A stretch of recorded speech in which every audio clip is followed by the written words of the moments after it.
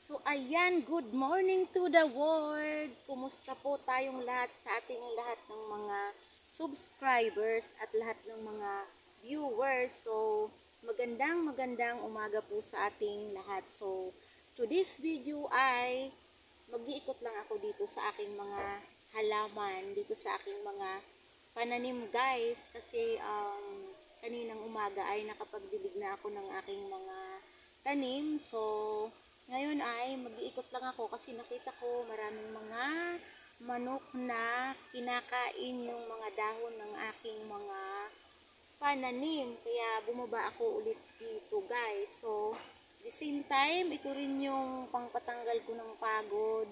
Pagka stress din ako, pumupunta lang ako dito sa aking halamanan o dito sa aking garden guys para nawawala yung aking stress kahit maraming problema.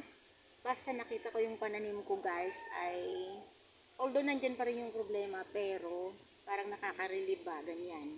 So ayan, maririnig mo naman yung huni ng ibon. Ayan, although itong lugar namin hindi naman talaga matatawag na bundok kasi nandito lang naman talaga kami sa Antipolo. Pero yung aming likod dito sa likod ko dito sa bakuran ay maraming mga puno ng kahoy. Marami pang mga puno-puno. Although napakarami na rin nakatira dito guys. Punong-puno na ng mga bahay. Kaya lang, syempre, yung mga ibang mga naninirahan dito talaga namang nagtatanim ng mga puno o mga halaman katulad ko. Matagal-tagal na rin kami naninirahan dito. So, kaya marami kami ditong mga tanim na mga punong kahoy. So, yung mga espasyong mga pwedeng taniman. So, ayan guys. So, ikot lang tayo guys. So, ayan. Ito naglagay na rin ako ng yung mga kawayan. Yung mga dulo lang ng kawayan yan. Inilagay ko sa dito para pang balag ba? Balag. Pagka ito ay, kung tawagin ay balag, pagka yung ating mga pananim ay gumapang, katulad nung ampalaya ay nagsisimula ng gumapang.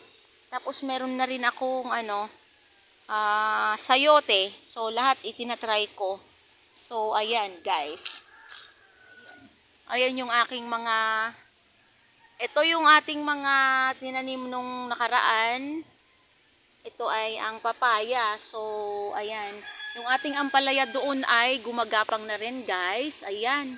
So, ayan. Madami talaga ang aking tinanim. So, ayan. Kung mapapansin nyo ay ang daming bunga ng avocado. Maliliit lang yan, pero talagang masarap yan. Hindi na yan masyadong lalaki. Di katulad ng ibang avocado. Malalaki, pero yan hindi na. Pero masarap siya. Ayan. So, dito sa munting garden ko lang ito pero madaming tanim. So ayan oh. Ikot ko kayo. So ayan guys, kita nyo naman yung mga manok. Kinain, ayan oh.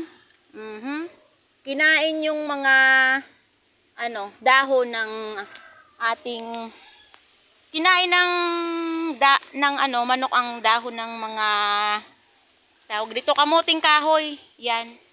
At saka yung dahon ng patola, kinain din. Ayan o, kinakain nila, tinutuka. Ayan o. Minsan kailangan bantayan. Ayan yung ating patola, gumagapang na. So, ayan hanggang sa itaas guys. Marami rin tayong mga tanim. So, ito yung bumababa pa talaga ako dito sa side na to. Ayan.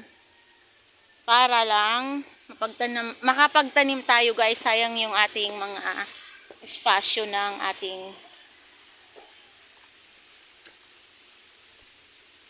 lupa. So, at dito rin, marami rin talaga ako dito sa malapit. Ayan o.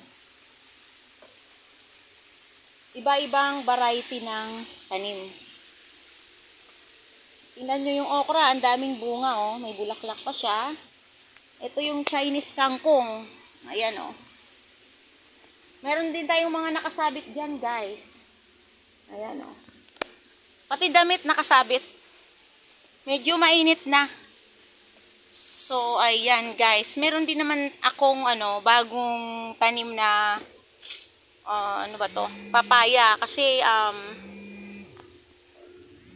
ayan yung papaya. Kailangan kong takpan kasi bago lang. Baka kasi mamatay siya. So, ayan. Hanggang dito na lang yung aking video. Thank you for watching and please subscribe my channel and click the bell button para dun sa mga susunod kong video. Thank you for watching. Bye. See you my next vlog.